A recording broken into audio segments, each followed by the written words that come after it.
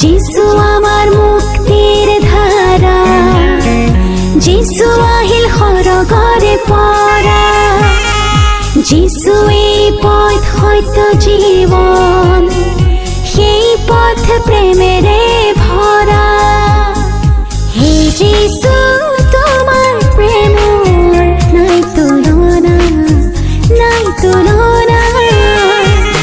হে যিশু তোমাৰ প্ৰেমৰ নাই তুলনা, নাই তুলনা।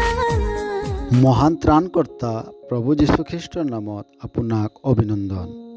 পবিত্ৰ বাইবেলৰ মথে লিখা শুভবাৰ্তা প্ৰথম অধ্যায় 21 পদত আমি এইদৰে পঢ়িবলৈ পাওঁ, তেওঁ এটি পুত্ৰ প্ৰসৱ কৰিব আৰু তুমি তেওঁৰ নাম যীশু থবা, কাৰণ তেওঁৱে নিজৰ লোকক তেওঁবিলাকৰ পাপৰ পৰা পৰিত্ৰাণ কৰিব। প্ৰভু যীশুখ্ৰীষ্টৰ জন্মৰ বিৱৰণীত আমি এইদৰে পঢ়িবলৈ পাওঁ, এজন স্বৰ্গদূতে যোচেফক দৰ্শন দি যীশু যে কুমাৰী মৰিয়মৰ গৰ্ভত জন্মগ্ৰহণ কৰিব সেই শুভবাৰ্তা শুনাইছিল।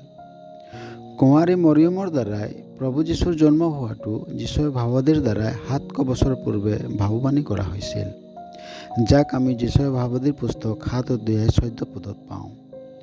আৰু সেই পুত্ৰৰ নাম যীশু ৰাখিবলৈ স্বৰ্গদূতে কৈছিল, কিয়নো যীশুৰ অৰ্থ হৈছে প্ৰভু বা মুক্তিদাতা। 130তম গীতমালাত আমি এইদৰে পঢ়োঁ, তেওঁ ইছৰাইলক তাৰ সকলো অপৰাধৰ পৰা মুক্ত কৰিব। যীশুৰ জন্মত কেইবাটাও ভাৱবাণী পূৰ্ণ হৈছিল, কিয়নো তেওঁ ঈশ্বৰৰ ফালৰ পৰা মানৱ জাতিৰ মুক্তিৰ অৰ্থে একমাত্ৰ পথ আছিল, যাৰ বিষয়ে ঈশ্বৰে আগৰে পৰা ভাৱবাণী কৰিছিল, যাতে যথা সময়ত মানুহে তেওঁক চিনি পাব পাৰে। তেওঁ দেহ ৰূপ ল'লে আৰু অনুগ্ৰহ আৰু সত্যতাৰে পৰিপূৰ্ণ হ'ল। তেওঁ ঈশ্বৰৰ পৰিপূৰ্ণতা আছিল।